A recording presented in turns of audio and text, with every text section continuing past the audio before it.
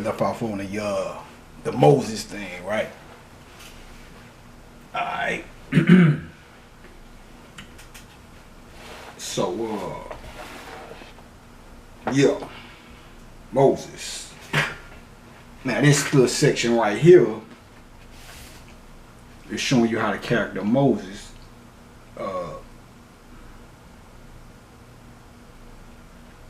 his attributes in regards to his character in the Bible were actually adopted by or adopted from Shu of ancient Egypt, the deity of air. Now, this is interesting. So, like I was saying about the whole pyramid thing in Islam, or whatever. There's a moon.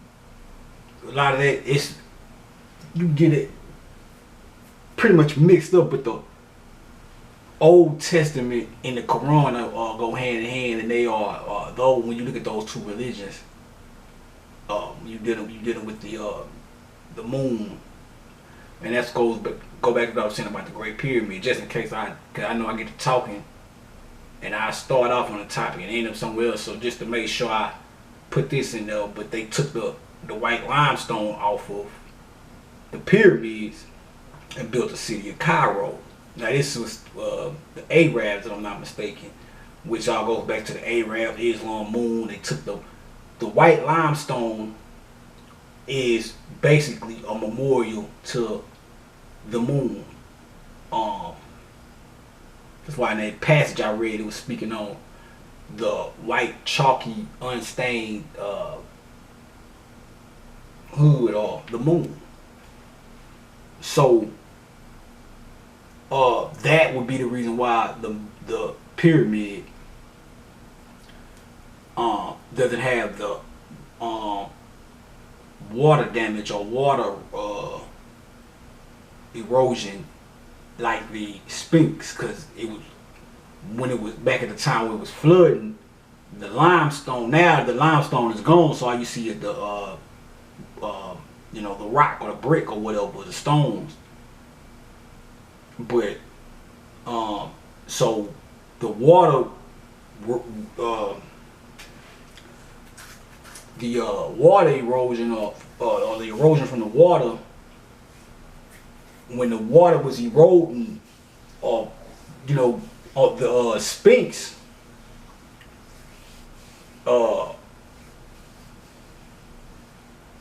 it was eroding the Sphinx, but the pyramids had the limestone protecting it, so when you used to go when they went and done the little test or whatever, or however they done this shit to find that out, they didn't factor in that the limestone back when it was flooded, the limestone was protecting what is now the brick or whatever. So that's why the water erosion would date back on the Sphinx would date back further than the pyramid, because of the limestone was on the pyramid back then. But now when they actually run the test, you run the test now from the brick pyramid, or just when the pyramid without the limestone, and then they comparing it to the Sphinx, but the Sphinx didn't have the limestone on it or whatever.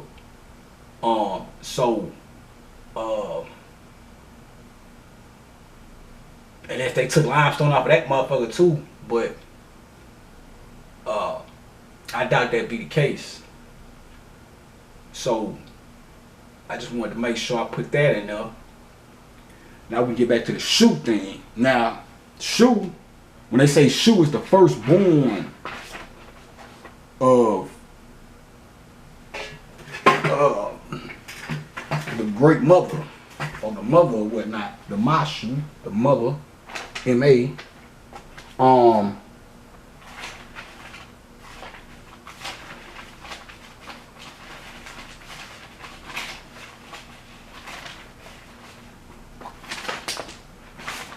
they're saying that because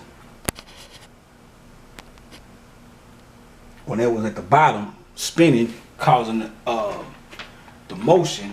This was at the top with the whirlwind spin. If I said this, I already pardon me, but I just be wanting to make sure I get. I need to start going back and watch my videos, but just making sure I get this in there. But you got the whirlwind right here before anything pops off up there, so that would be the first male aspect that exists, the activity, the action of the whirlwind at the top. Activity, action, is masculine energy, the sun or whatnot or whatever. And which really you could look at as a product of the father, because the father is under this causing the spinning, but by being attached to this being one and the same, is causing that to spin and creating the firstborn. So even when you're looking at Kimmy, they'll tell you about the mother and the son, the mother who put forth the son without knowing the father or whatever, and all that, and the father was unknown and this, that, and third, but the father was hidden. He was the light under all this shit. So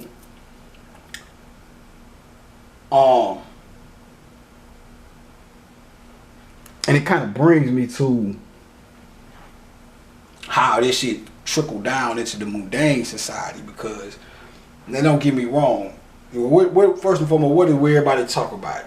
Who coming back? Oh, the great mother coming back. The great mother energy, which I'm all bearing witness to that. I'm down with that. I am a part of the uplifting of that, or whatever you want to call it. I'm down with all that. But you hear scholars and people talk about the Horus redeeming the father and all that, but it's not spoke on. See, we talking about, oh, the great mother coming back, the great mother coming back, but you gotta understand the fucking father was gone too. All we was fucked up on both ends. You know what I'm saying? And really,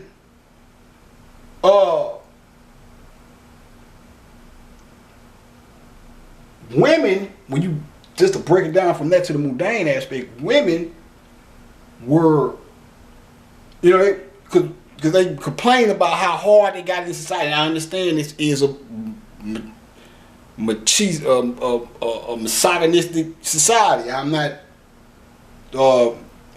debating that or trying to dispute that. But what I'm saying is,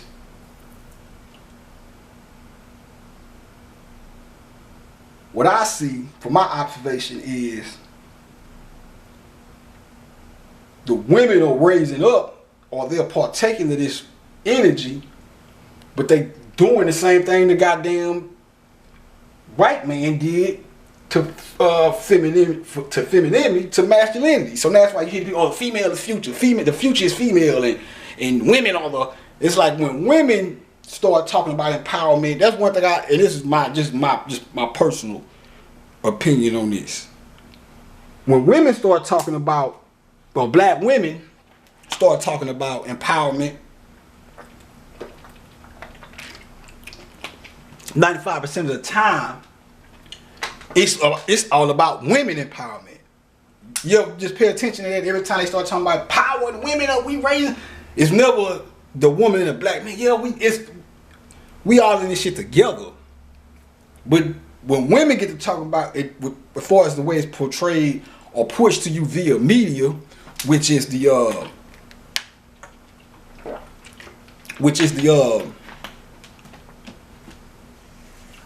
really the problem, because you know everything we receive is through media and TV and movies and entertainment and all that. So when it's pushed through there, it's women, women, women, women. But you never hear nobody talking about the redeeming of the father. And I'll give you one better. When you go to the Willie Lynch theory, and I'm going to get back to this, you know what I'm saying? I just sprinkle some science in here with it too. But it's all science, but, you know, blend a little shit in. But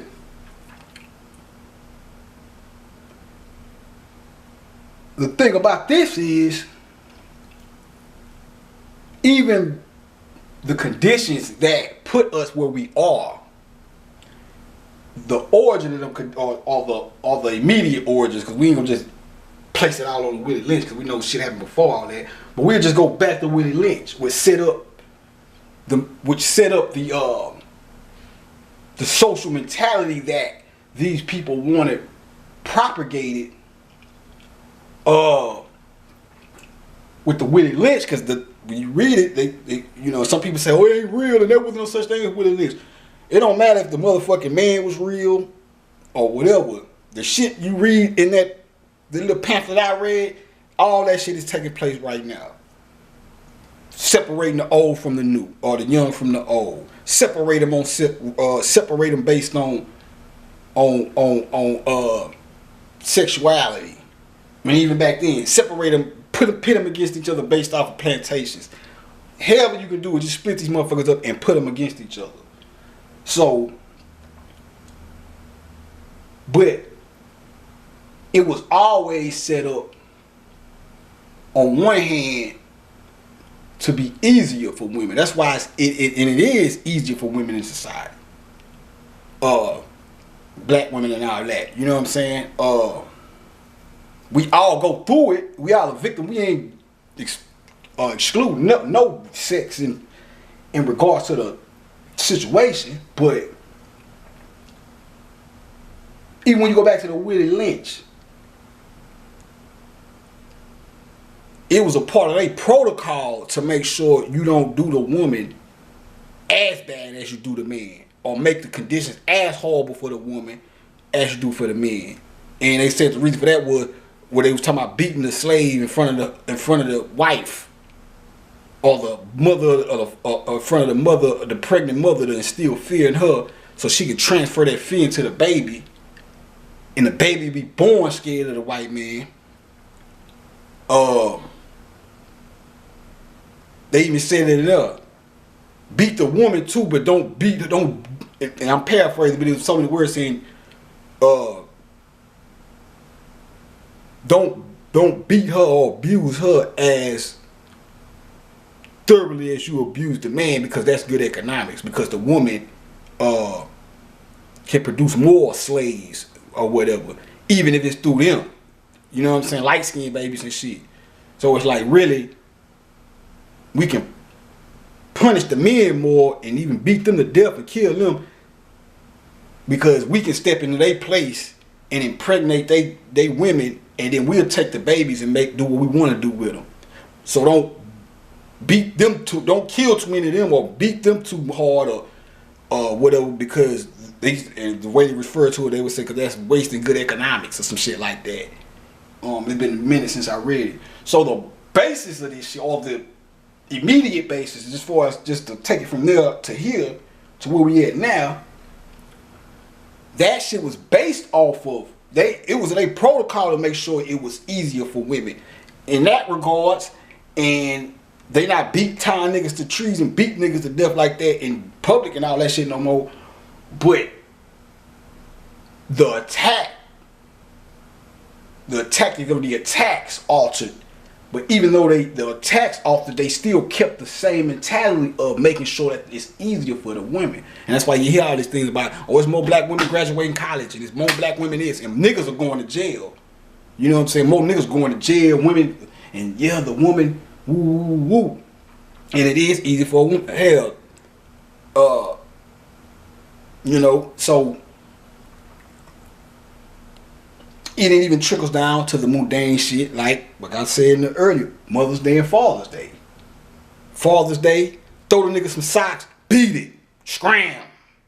Enjoy your day. Now go watch TV. Matter of fact, barbecue. You know, but when it comes to the women, it's your whole timeline is flooded with Happy Mother's Day, woo, woo, and I know a lot of that has to do with the era of the absent father, which that was a Osirian, a grand Osirian, a collective Osirian thing, because just like they say in the mythology, the father was killed off and had to be redeemed, or temporarily put to rest and had to be resurrected. That corresponds to how we had the epidemic of the black father not being in the home. and being in jail, or just not wanting to be with the woman, or due to whatever reasons or whatever, they split up and all this shit. You know what I'm saying? So, you know, and I'm not, as I love women, man. You know what I'm saying? I'm a Dionysian figure, which means that, you know, I get along well with the women. You know what I'm saying? Not just in the sense of sexuality and trying to have sex with them, or just looking at them as an item of a intimate relationship. I love women for who they are, because I know who they are. Even piercing through the makeup and plastic weave wearing shit going on, I still see the light in these motherfuckers. You know what I'm saying? I know that sounded kind of harsh, but you know, you can take it. Y'all talk mad shit on social media, and y'all the baddest bitches in the world, and I'm the wrong bag to this and all this old shit. So it ain't, you know, but that's the real spill deal right there. You know what I'm saying? So, and I'm not saying that niggas don't have they hang-ups too, because like I say, men, we all fucked up in this shit. We all been victimized and bamboozled within the process of this shit that we done been through, the real Holocaust. So, but I know I that's one thing I pay attention to. You know what I'm saying? It's like shit like this, like Meg Thee Stallion. She get on stage and say, "Oh, my country, my state is embarrassing me," with it talking about the Roe versus Wade thing. These damn men. No, don't blame me. Don't say men, because men are not the motherfuckers who are passing it. If you gonna say some shit, say the fucking government. Say the government of Texas is on some bullshit. Don't say men, because you act like a million niggas would have voted for that. Yeah, let's go. Niggas, you know, niggas is down with the abortion shit. Hey, man, here's $250. Do something with it. That's, you know, so don't say men. I like the Sweetest Pie song, by the way, though. That's a nice little joint, though. I like that. But, you know what I'm saying? Shit like that, you just throw all it on men. Like, you know what I'm saying? Every time some shit pop out, it's men. Like it's all men. Oh, these goddamn men. No, say the white man. When shit start, why don't you just say him? So ain't nobody gonna be scared to say that, though. You know what I'm saying? So, I just want to touch on that before I go into this spiel. 18, all right. So now what I was saying was, when I left off, I was saying how the sun, after Shu, you have Shu and you have Shu honor. Shu is the word. My Shu is the word when I just showed you, when it's up there before the light penetrates or whatever. And then you have Shu honor, on her, the light of Horus. On is light and her is Horus. So Shu honor is when he lifts up. When he lifts up, when this right here, before the lamp was set up, when this lifts off, it comes up here, sucked up by the whirlwind. Shu pulls that up. The on her, or the light, comes up from the bottom and fills the top up. That's the Shu honor.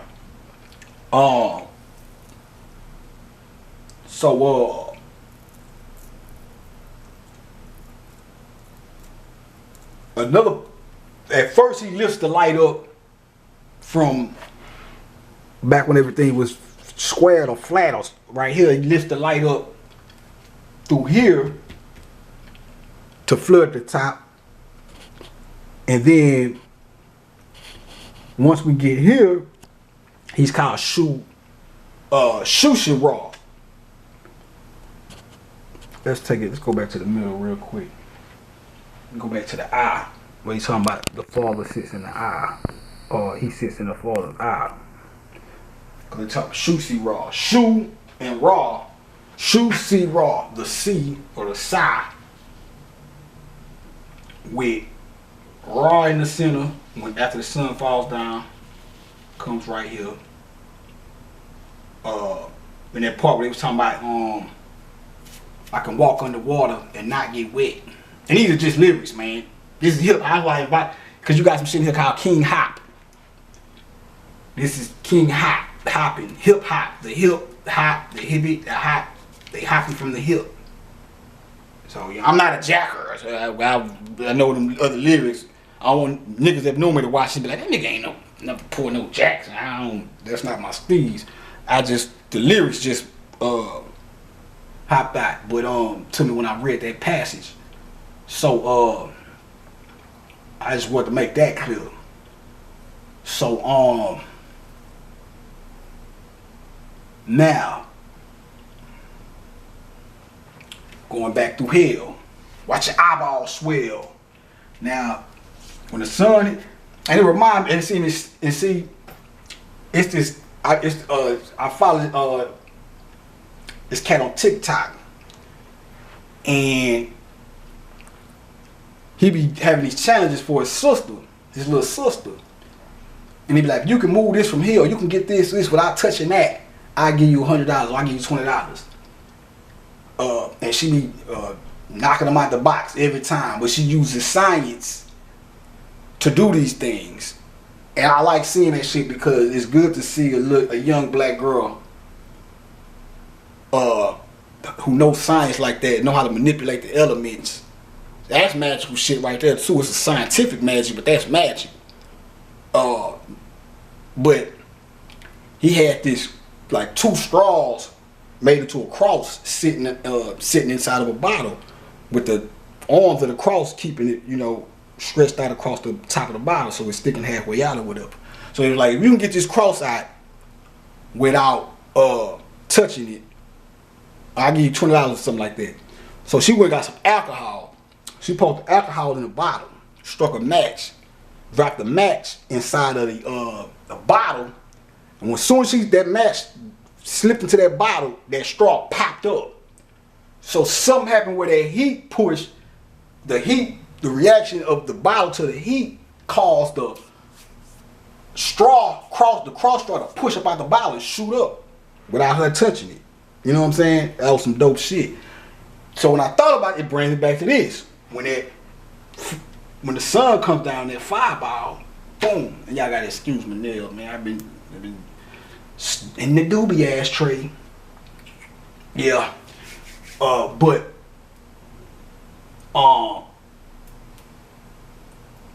when that hits that same reaction happens. So when it go boom and it sinks in the hill, it causes this to start pushing up like that straw did.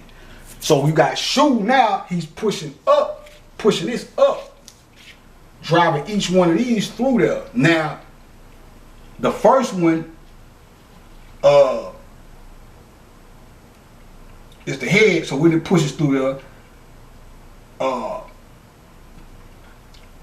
on the spiritual aspect of it, because you're gonna have your physical shit with it. This go back, so it's a part here in Ancient Evil Light of the World where it talk about Jesus in the Apocrypha, which is one of the hidden, lack of a better way of putting it, the hidden Christ scripture or whatever. It talks about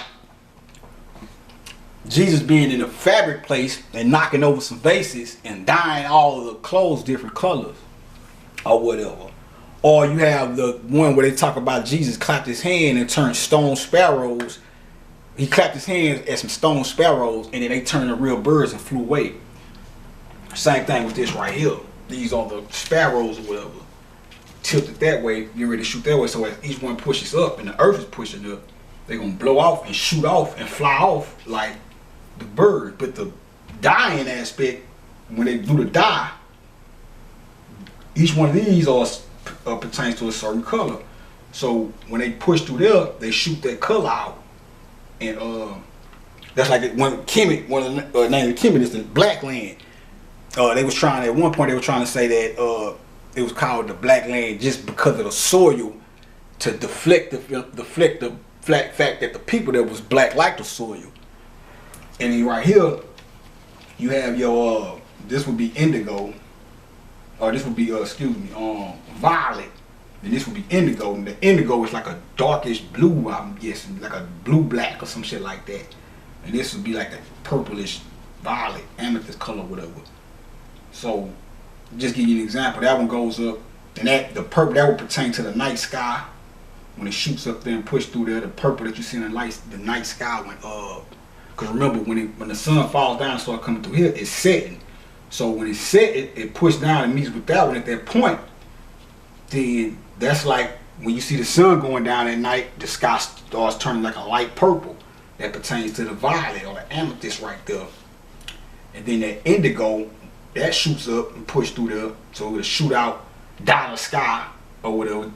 When the sun sets, it's like it's dyeing the sky black, and then when it raises up, it's like it's dyeing it blue and putting the yellow light, the orange light from it, and you see the green from the green grass of the land, and you know what I'm saying. So when this one goes up, it's like a darker color. When it goes up, it's like now you go into the indigo, the dark black, blue black.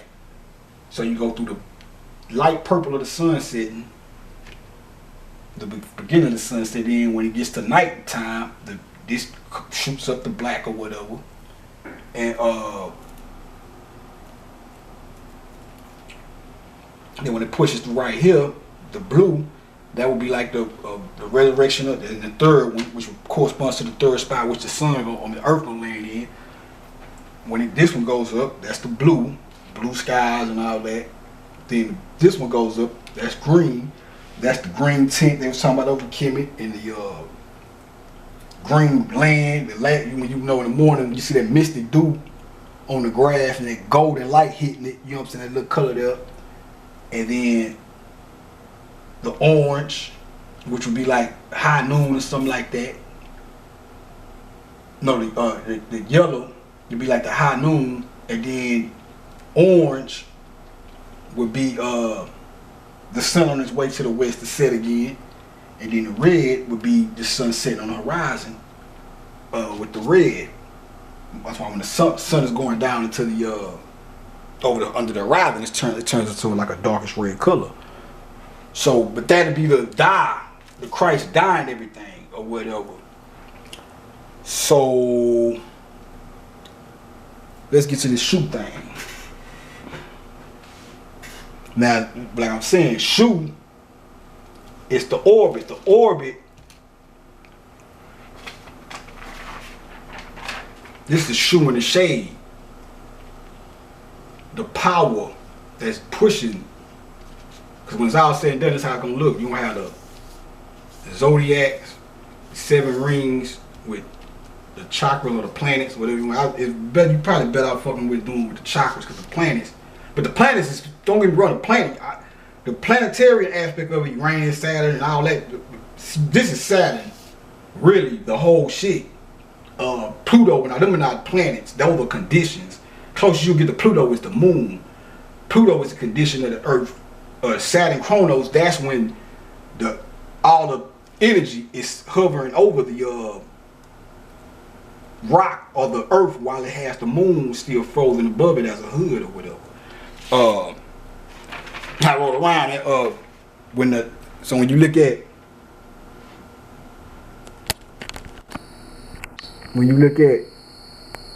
this,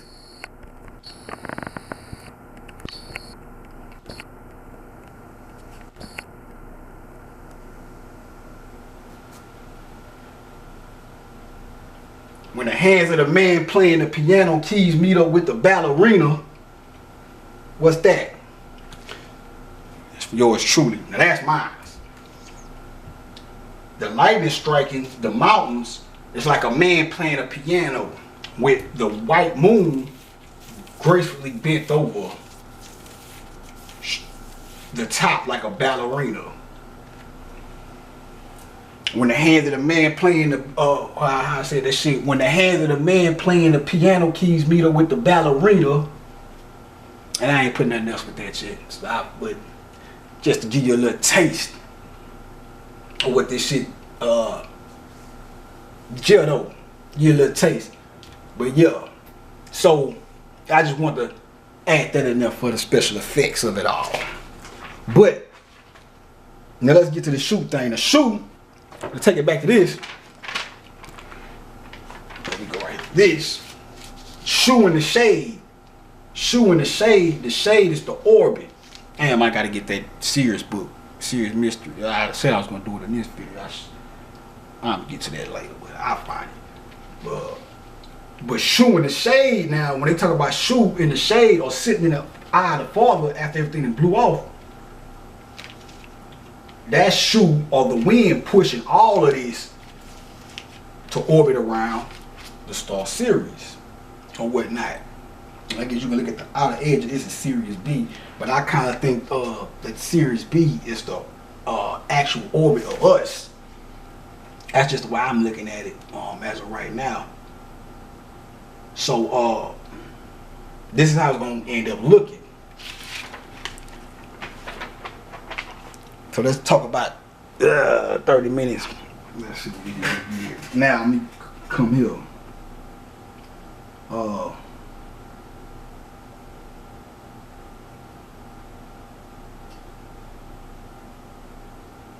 Well, they say the dual character of the God is to be read in the face of Moses, who wears the glory on it when present, when it wears the glory on it when in the presence of the Lord upon the mount, and who covers or shades his face when he turns to speak with the people in the valley. One of the things about the turning it's the earth turning the west axis towards the sun, as if it's turning its back on the sun so that it can illuminate the bottom of the earth. That's one thing. That's one way of looking at it. Other way is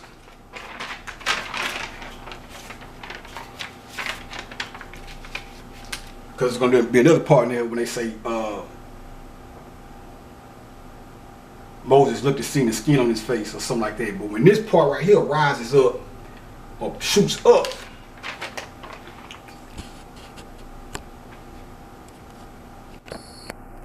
and goes up before the ladder set up, when it first initiates the process and goes up right here and looks down, it's going to see this. So when they say he veiled his face with the glory when speaking, let me see. The dual character who wears the glory on it when in the presence of the Lord upon the mount, and who covers or shades his face when he turns to speak to the people in the valley. So when he wears the glory, you're talking about the face when the light of the glory illuminates and he speaks with this, the murmuring waters. When this when the light comes through here and fills this up and leaves at the top looking like this, you're gonna have the waters, you're gonna have the murmuring, all that activity, that buzzing and creativity and the cutting and the carving of the light and the molding and the creation is murmuring or buzzing or simmering like a pot of water, cause as the water rises up, that's the murmuring waters. The mermaid with the legs inside of the two fins or whatever you call them. The unicorn.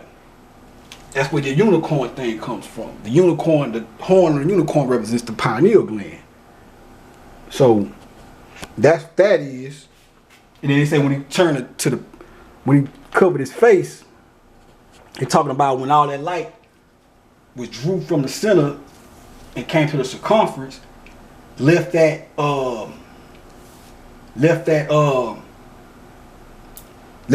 looking like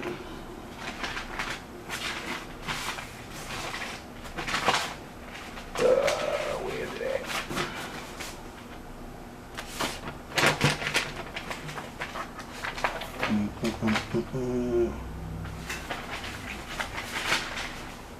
It's always high when a nigga need it.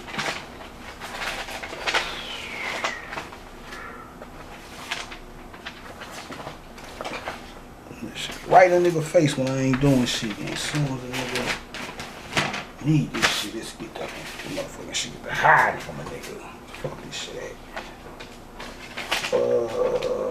But anyway, man, when all this is left with just little particles of light, and then he covers his face when the flanks or the melanin falls off to the bottom and cover up the little particle of light or whatever. Showing you how they don't teach you shit in church.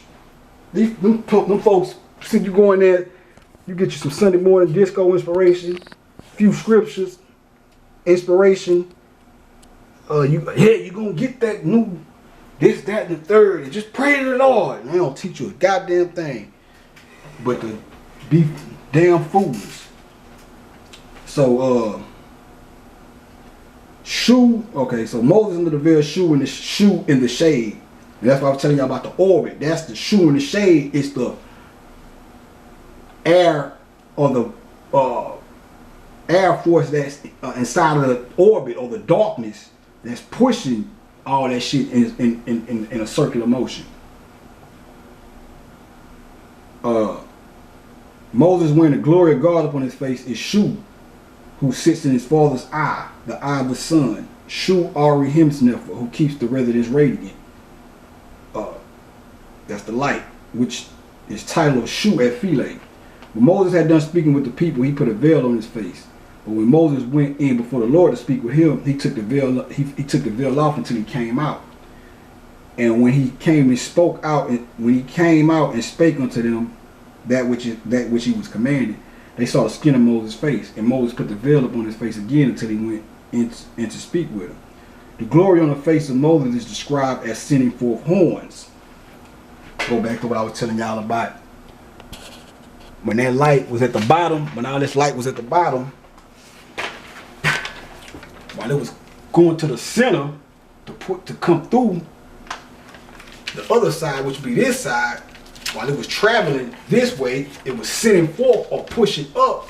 So it was it was going to the center, but pushing up on this, while it was going to the center on the other side, pushing these 7 mountains up, sending forth or pushing up the horns.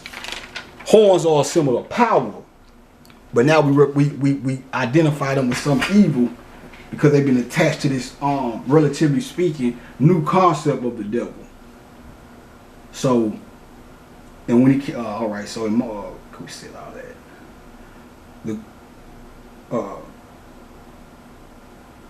The God provided with 2 horns. That is the title on her. That's on her. The light that was pushing up at the bottom because the center was pulling up via the Shu or the whirlwind. So Moses performs the same act as Shu, the supporter of the firmament, but in the heaven with the 12 supports instead of the earlier 4 erected by Shu honor, which followed a readjustment that was made by the Hershey of On in the heaven of Adam Ra, or Tum Ra. That's pretty much basically saying how everything was being, this whole thing was being pushed with the zodiac. You got the zodiac on right here. You know what I'm saying? We would, we divide it into 12 slots or whatever, which would be the 12 houses or the 12 zodiac houses or whatever. But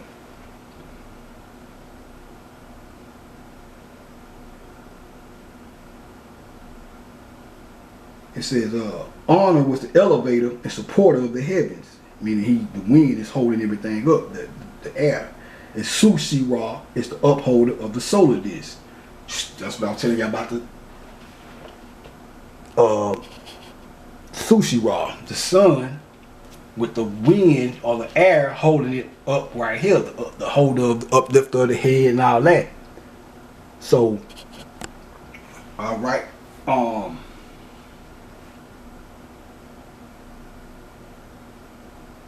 Moses with his arms uplifted on the mount, or with the rod of God in his hand, is the Hebrew version of on her, the sustainer of heaven standing on the mount.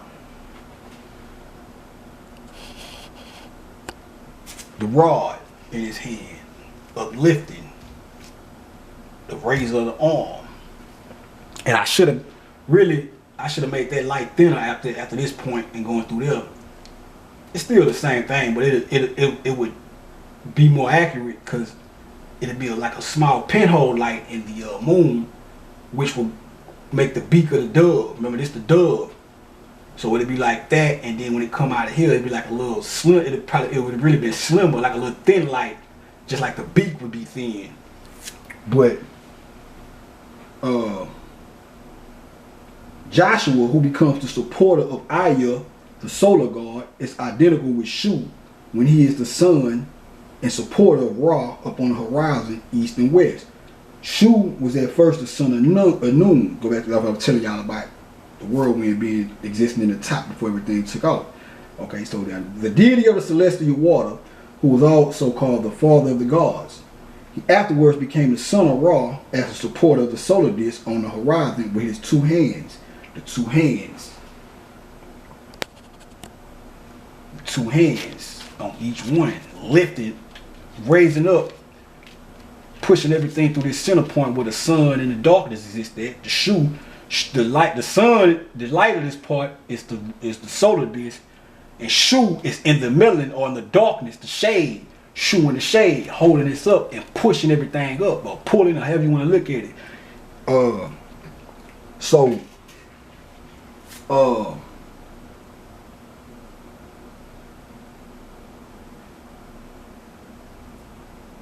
In the first, he is called Hoshea, the son of Nun.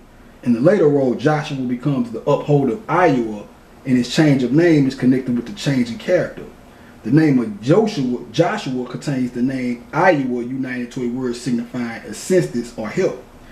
In the form of, this was written in Hebrew, but it denotes, in the form of said word in Hebrew, it denotes the lifting up and upholding, as in the Egyptian name of Shu, to uphold, which describes him in the character of the uplifter, to Ra, the solar god.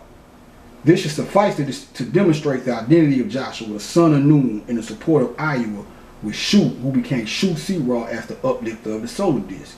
So he's uplifted, just like this, after he uplifted the solar disk, just like it uplifted or pushed the earth up off the sun. Now it's uplifting the solar disk and pushing it in its orbit, causing everything to be, all this to move in its orbit from the center of the sushi ball. So and then let me go to,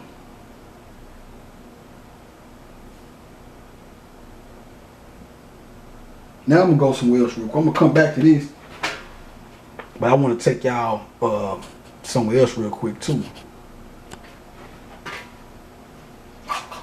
When Moses split the Red Sea.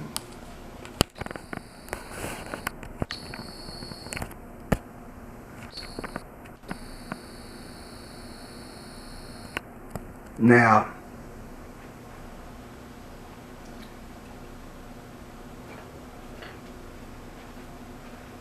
remember, the last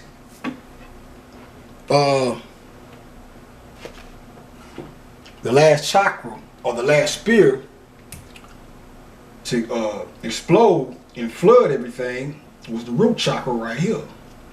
And when it exploded, just like Mercury rises to the top, this rose up, and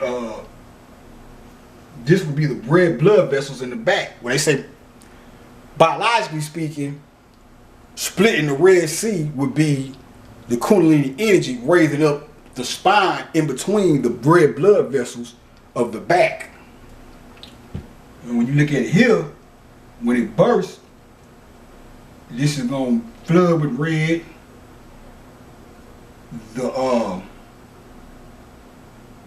The laser, or the light, or the etheric aspect of it is going to shoot straight through here and land up here, so it'll be the little light that come through there, so it would be like a red light, thin light shooting through here and landing right there. That's where you get the birth of the red calf and all that, because when the sun and the root chakra meet in the center, when the root chakra explodes and it blows the earth off, when the sun blows the earth off, it gives the light reflected back on the sun, gives it a red, that reddish tint. Just like the baby come out with blood and shit all on it or whatever. The water breaking would be when, but yeah, let me go back to that though real quick. But you would have that the light will go straight through. The mother blood, or the blood is gonna come out, go that way and go that way, parting ways the Red Sea. And once all of it comes out and goes this way and that way, the sun has an open passage all the way through. With the moon right here or whatnot.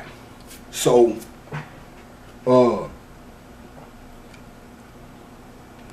another mosaic correspondence to this whole thing would be the burning bush I was speaking on. And if you look close, you can see the goddamn, they look like the Sphinx right there, big bird, like a whole lot of shit. But the burning bush, when Moses spoke to, you see what I was telling you just a few minutes ago about the glory, when he spoke to God and the glory, him speaking to God with the glory, the veil of the glory on his face, that was representing him speaking to God. That's because in the beginning was the Word. The word was God, the word was with God, and the word was God. The logos. It's one of the ways I cracked the code on understanding how we God, because I had a Bible correspondence. And in there, it translated the word God or God back to the logos, and I think Rome or some shit like that. And then I looked up logos. Logos meant the mind. So when I saw that, I said, oh, we are God, because shit, we all are the mind. We all have minds, and we all are the minds, and we all. So I'm looking at this shit, I'm like, huh.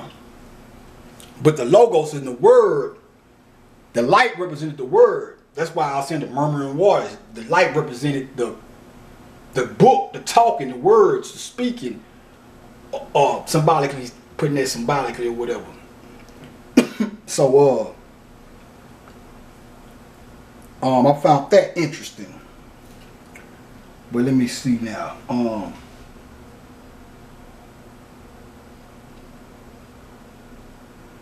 The firmament noon, the matter Shu denotes the supporter, and the deity whom he supported on the mount was Adam Huha.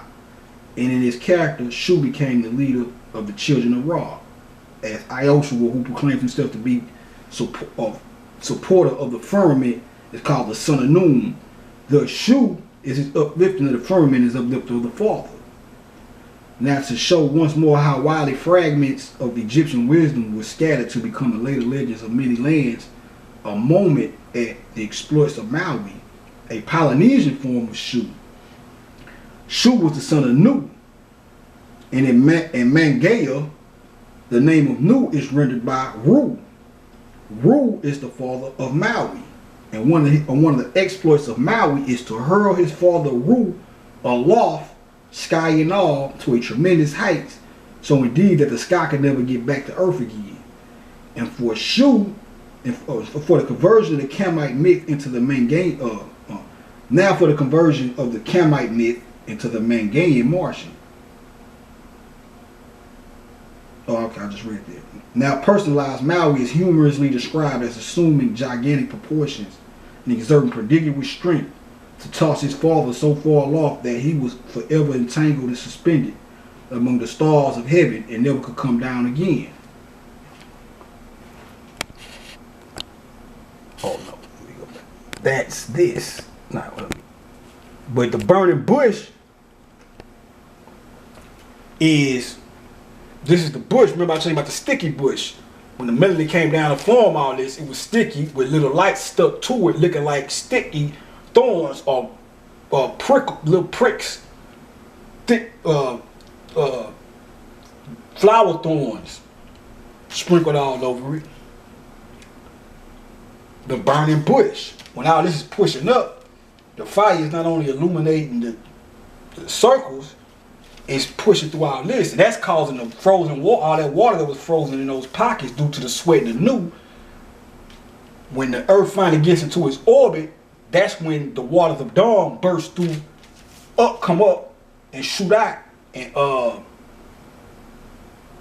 finally ceases the drought or the negation of water and floods the well, that would be the flood, because that's when everything But it's basically that's just the drowning of APAP or bringing forth the water to cancel out the dehydration or the negation of the water.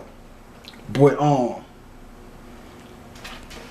other thing I want to go to this shit too. 10 minutes. With that.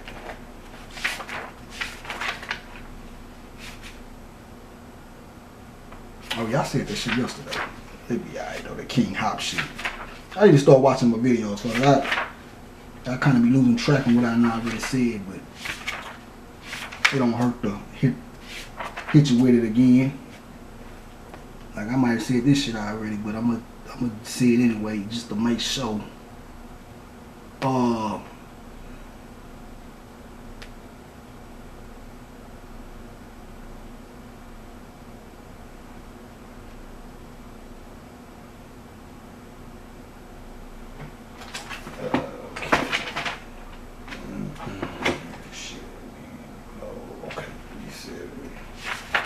But I was telling y'all about the monkey taking the top off the let me find it real quick.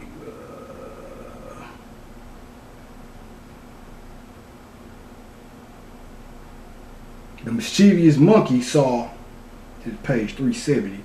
The mischievous monkey saw this basket and thinking it covered with something good to eat, he lifted it up. Whereupon the deluge burst forth from the tree. Which goes back, I don't know what I was just saying about the flood, the deluge, the water. The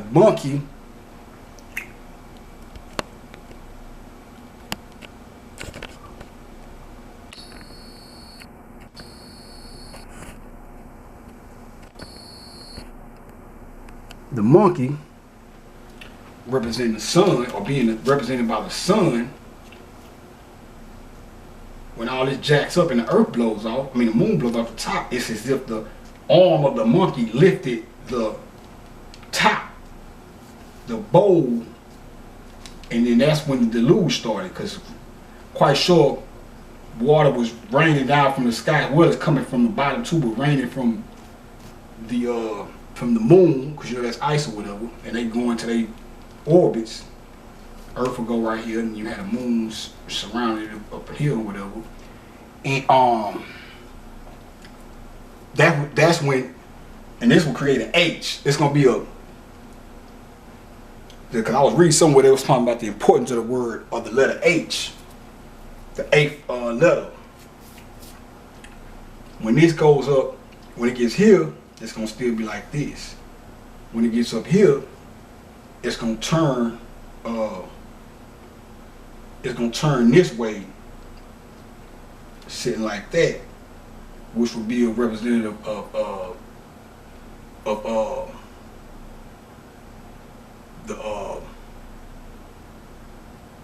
the equinoxes. And then when it gets up here, it's gonna be turned this way. So it'll be like, I'll show you the three processes we went through real quick. My damn pencil.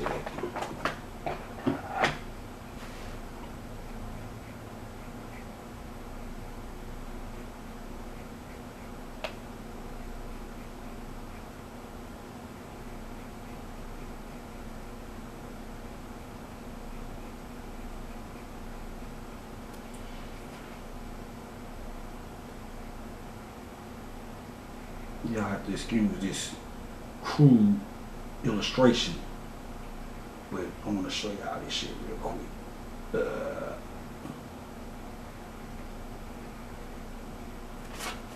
So it'll be like this. It'll go up that way. Then when we go to the second one, it'll be like this. And then the third one, it'll tilt this way and tilt towards the sun, tilting the axis towards the sun, or bowing to the sun, or tilting towards the sun when it goes to this one. But it'll be at like a slant though, just like this one. It's a crude little drawing, but it'll be slant. So this one will be slanted, but it'll be more of a tilt to it or whatever. But it's like an H or whatnot. And I was reading somewhere where the H was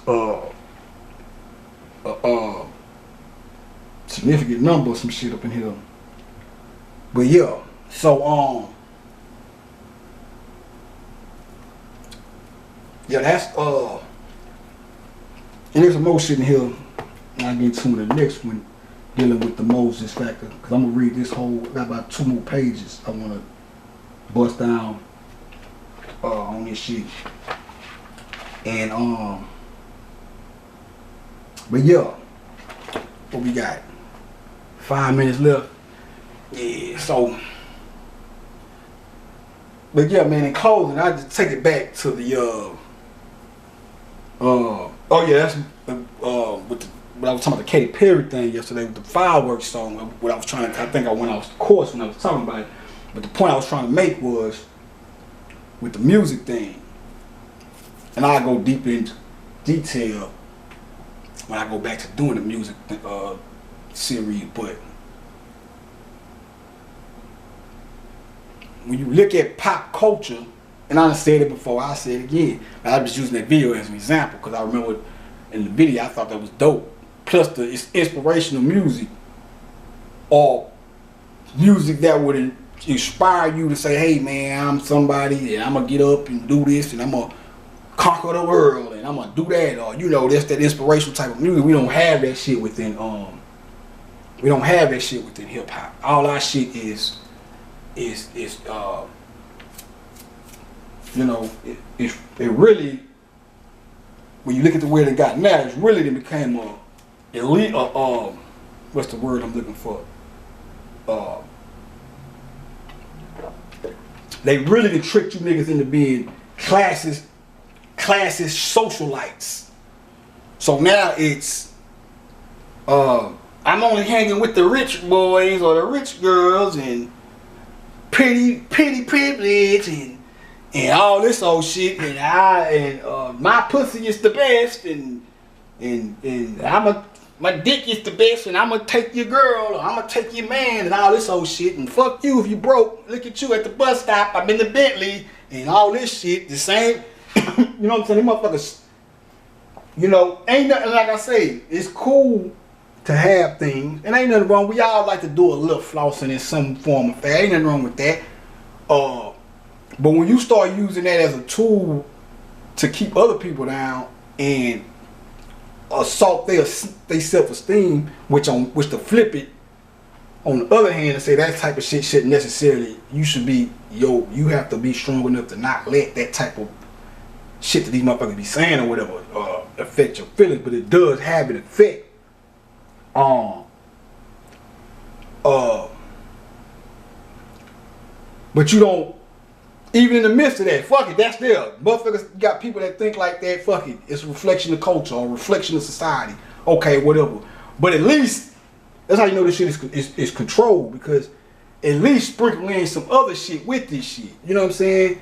That's why I was telling my homeboy about female rappers. I love to see the rise of the female rappers and, you know, the influx of females into the game and shit. And I like to listen to, I wouldn't mind riding down the street bumping some Big Lotto or whoever. But I can't do it, man. I mean, I can do it. Lotto cool. I'm not trying to describe, because she can flow. She got skills and shit. But the point I'm trying to make is I can't just sit there and listen to 12 songs where you just ragdogging niggas.